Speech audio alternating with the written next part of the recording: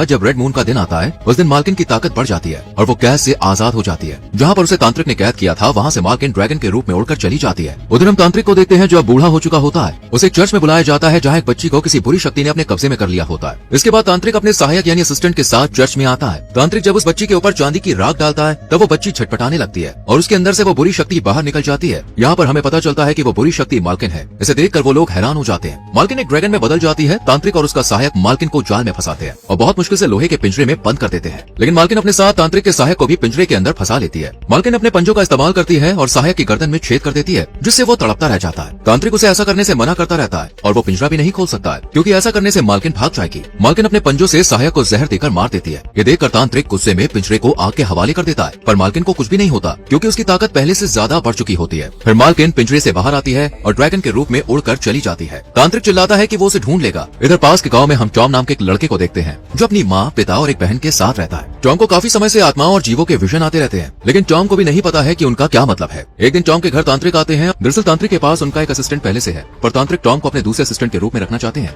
ताकि वो मालकिन को हरा सके।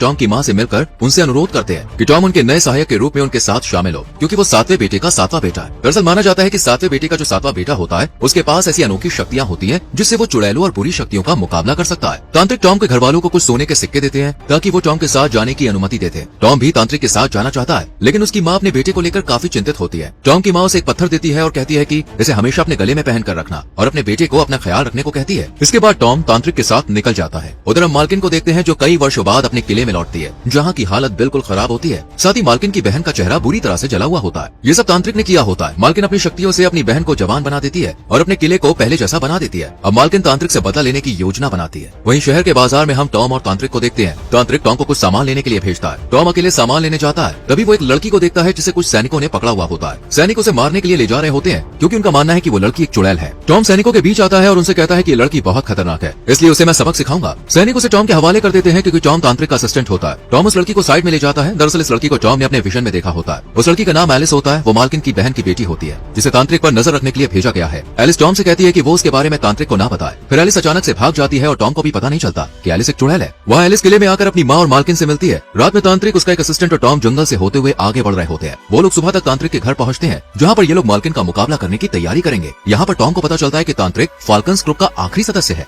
दरअसल फाल्कन्स ग्रुप वो समूह था जो इंसानों को बुरी काली शक्तियों चुड़ैलों से बचाता था पर समय के साथ सभी फाल्कन्स मारे गए और अब तांत्रिक आखिरी फाल्कन बचा हुआ है। तांत्रिक टॉम को बताता है कि जल्द ही फिर से ब्लड मून आने वाला है। अगर उससे पहले मालकिन को नहीं रोका गया तो उसकी शक्तियाँ काफी बढ़ जाएंगी और उसे हराना बहुत मुश्किल होगा। वो पूरी दुनिया को अपने कब्जे में कर सकती है और चारों तरफ तबाही मचा सकती है। तांत्रिक आगे कहते हैं हमें जैसे भी हो ब्लड मून से पहले मालकिन को पकड़कर खत्म करना होगा। उनका मिशन है मालकिन के किले में जाकर उसे खत्म करना। रात में जब टॉम सो रहा होता है तो उसे किसी चीज की आवाज सुनाई देती है। उठकर देखता है तो बंद कमरे से आवाज आ रही है। वो दरवाजा खोलता है तभी उसके पास एक विशाल कवचधारी योद्धा आता है। वो टॉम पर हमला कर देता है पर टॉम उससे मुकाबला नहीं कर पाता। तभी तांत्रिक आकर उस योद्धा को मार देता है। ये योद्धा तांत्रिक ने ही टॉम से लड़ने के लिए भेजा था। वो देखना चाहता था कि टॉम इससे कैसे लड़ता है पर टॉम इस टेस्ट में फेल हो गया होता है। तांत्रिक सोचता है कि टॉम को बुरी ताकतों से लड़ने के लिए काफी कुछ सीखना होगा इसलिए वो टॉम को तलवारबाजी और बाकी कई स्किल्स सिखाता है। तांत्रिक को पता चलता है कि टॉम का निशाना बेहतरीन है जिससे उसे काफी अच्छा लगता है। फिर तांत्रिक टॉम को मालकिन और उसके साथियों के बारे में थोड़ी जानकारी देता है। इसके बाद तांत्रिक, उनका असिस्टेंट और टॉम यहाँ से निकलते हैं और मालकिन के किले की ओर जाने लगते हैं जहाँ पहुँचने में उन्हें 3-4 दिन लगने वाले थे। पूरे दिन चलने के बाद शाम हो जाती है इसलिए वो लोग रुक जाते हैं। रात में जब वो तीनों सो रहे होते हैं तब टॉम को किसी चीज की आवाज सुनाई देती है। उठ कर देखता है कि एलिस वहाँ पर है। वो दोनों बात करते हैं। टॉम को एलिस से पता चलता है कि वो वास्तव में एक चुड़ैल है लेकिन वो उसे बताती है कि सभी चुड़ैलें बुरी नहीं होती। वो आगे कहती है कि केवल उसकी माँ ही चुड़ैल है और उसके पिता एक जिप्सी थे। एलिस बाकी चुड़ैलों जैसी नहीं होती। उसका दिल काफी नरम होता है। यहाँ टॉम और एलिस एक दूसरे को पसंद करने लगे थे। फिर एलिस तांत्रिक के उठने से पहले वहाँ से चली जाती है। उधर हम मालकिन को अपनी सेना तैयार करते हुए देखते हैं।